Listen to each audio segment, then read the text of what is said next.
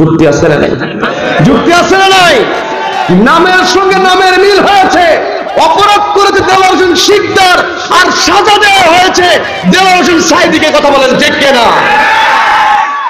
আপনার আমার কথা ভিন্ন দিকে নেবেন না, আমি আমার ব্যক্তিগত কোনো কথা বলছি না। আমি শুধুমাত্র প্রধান বিচারপতি এস.কে. সিনহা তিনি রায়টা সিগনেচার করার পূর্বে যে কথা বলেছিলেন, আমি সেই কথাটা শুধু আপনাদেরকে বলছি। ওই এস.কে. সিনহা যেদিন রায় লিখেছিলেন, ওই দিন উনি বলেছিলেন, আজকে আমরা যা রায় লিখছি এটা দেলোয়ার হোসেন সাঈদীর রায় লিখছি না, আমরা রায় লিখছি দেলোয়ার হোসেন শিকদারের রায়।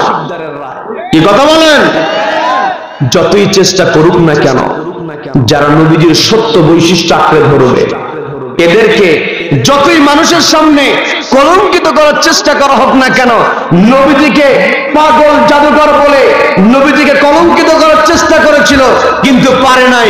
আজ আলেম ওলামাদেরকে মৌলবাদী উগ্রবাদী ট্যাগ লাগা আলেম ওলামাদেরকে মানুষের সামনে নিকৃষ্ট বানাতে পারবে না। কথা বলেন ঠিক কিনা? সাজা দেওয়া হয়েছে, তিনি কষ্ট করেছেন, কিন্তু কখনো তিনি হতাশ হন নাই। আমরা দেখেছি, বিরক্ত হচ্ছেন আমার কথায়, আমরা দেখেছি অ্যাম্বুলেন্স থেকে যখন কোন রোগীকে নামানো হয়, কোন রোগীকে যখন অ্যাম্বুলেন্সে ওঠানো হয়, ওই রোগী সিরিয়াস কন্ডিশন না হলে রোগীকে কিন্তু অ্যাম্বুলেন্সে ওঠানো হয়। আর সিরিয়াস কন্ডিশনের রোগী যারা হয়, এদের চেহারার মধ্যে কষ্টের ছাপ পাওয়া যায়। কি কথা বলেন? কিন্তু আমরা দেখেছি এই দেশে যিনি তাফসীরুল কোরআন মাহফিল প্রতিষ্ঠা করেছেন, তাকে বছরের পর বছর বন্দি অবস্থায় রেখে দেওয়া হয়েছে। অসুস্থ মানুষ অ্যাম্বুলেন্সে করে আনা হয়েছে, অ্যাম্বুলেন্স থেকে রোগীকে নামালে রোগীর চেহারার মধ্যে কষ্টের ছাপ খুঁজে পাওয়া যায়, কিন্তু কোরআনের পাখির চেহারার দিকে আমরা কোনো কষ্টের ছাপ পাই নাই, বরং পেয়েছি আমাদের অনুপ্রেরণার হাসির ঝিলিক। করা বলেন ঠিক কিনা?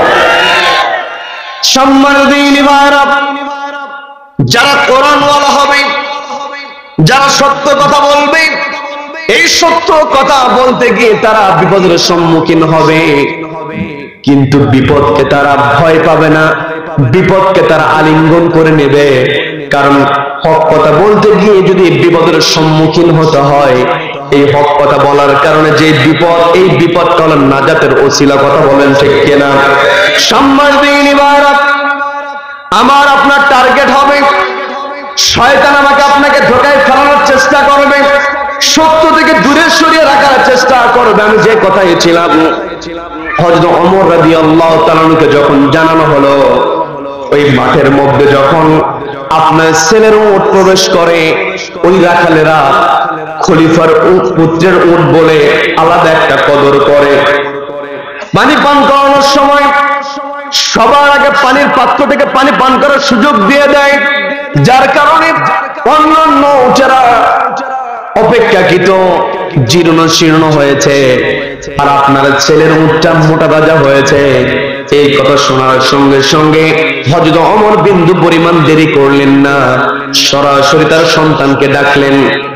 ডাক দিয়ে বলতেছেন, আগামী 3 দিনের মধ্যে তুমি তোমার উটটাকে বিক্রি করে দেবে, আর সবচাইতে জীর্ণ শীর্ণ রোগা সোগা যার শরীরে গোস্ত কম, ওই উটের দামটা শুনে নেবে। সবচাইতে কম দামের উট যেটা হবে, ওই দামের সঙ্গে তুমি যেই দামে তোমার উটটা বিক্রি করবে, 2টা থেকে মাইনাস করে যেই অতিরিক্ত টাকা হবে, এই অতিরিক্ত টাকা 3 দিনের মধ্যে রাষ্ট্রীয় কোষাগারে তুমি জমা দেবে। আল্লাহু আকবার। প্রশ্ন করা হলো, কেন, আমার অপরাধটা কি? হযরত ওমর জানিয়ে দিলেন, তুমি মাঠের মধ্যে তোমার উটটাকে ছেড়ে দিয়েছো, তোমার উটটা খলিফার পুত্রের উট, এটার কারণে রাখালেরা আলাদা যে সুবিধা দিয়েছে, এই সুবিধার কারণে তোমার উট মোটা হয়েছে। আমি তো